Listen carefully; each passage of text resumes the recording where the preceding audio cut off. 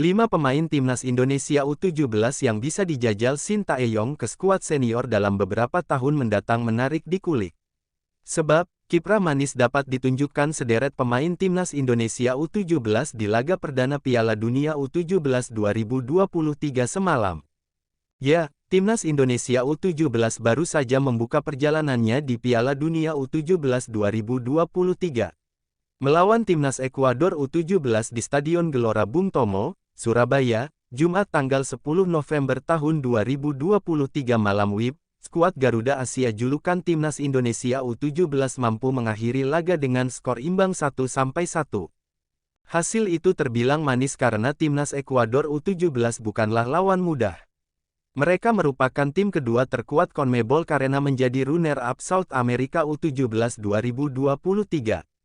Tak ayal, sejumlah pemain yang bekerja apik dalam laga itu mencuri perhatian lebih sehingga bahkan banjir pujian. Beberapa nama pemain timnas Indonesia U17 bahkan dinilai bisa dijajal Shin Tae-yong ke skuad senior dalam beberapa tahun mendatang. Para pemain di skuad timnas Indonesia U17 ini bisa jadi kekuatan baru bagi skuad Garuda. Apalagi, Shin Tae-yong dikenal kerap lebih mempercayakan pemain muda di skuadnya. Lalu, siapa saja pemain itu? Berikut 5 pemain timnas Indonesia U17 yang bisa dijajal Shin Tae-yong. 5. Ikram Al-Ghifari. Salah satu pemain timnas Indonesia U17 yang bisa dijajal Shin Tae-yong adalah Ikram Al-Ghifari. Aksinya mencuri perhatian besar saat melawan timnas Ekuador U17 di Piala Dunia U17 2023 semalam. Bagaimana tidak, Ikram Al-Ghifari tampil begitu tangguh dan fantastis dalam menjaga gawang timnas Indonesia U17. Dia melakukan banyak penyelamatan gemilang kala gawang skuad Garuda Asia dibombardir serangan oleh lawan, utamanya jelang akhir babak kedua.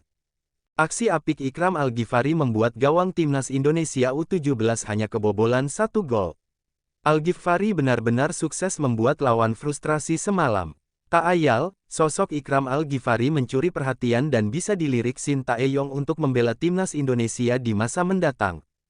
4. Sultan Zaki. Kemudian, ada Sultan Zaki. Bek timnas Indonesia U17 ini juga bekerja tak kalah apik di Piala Dunia U17 2023 semalam. Dia berhasil menghentikan serangan-serangan berbahaya yang dilancarkan pemain timnas Ekuador U17 ke lini pertahanan Garuda Asia. Kualitas permainannya yang apik membuat Sultan Zaki tak tergantikan semalam. Dia dipercaya Bima Sakti bermain selama 90 menit penuh. Sultan Zaki pun bisa dilirik Shin Tae-yong untuk membela skuad timnas Indonesia senior. Apalagi, Shin Tae-yong juga pernah kepincut dengan sosok bek muda ini sehingga turut memasukkan namanya ke skuad timnas Indonesia U20 saat mentas di Piala Asia U20 2023. Bahkan, Sultan Zaki pun turut dimainkan Shin Tae-yong saat timnas Indonesia U20 melawan Irak pada tanggal 1 Maret tahun 2023.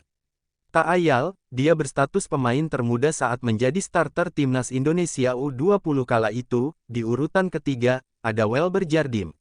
Pemain keturunan Indonesia ini juga tak kalah mencuri perhatian di Piala Dunia U17 2023.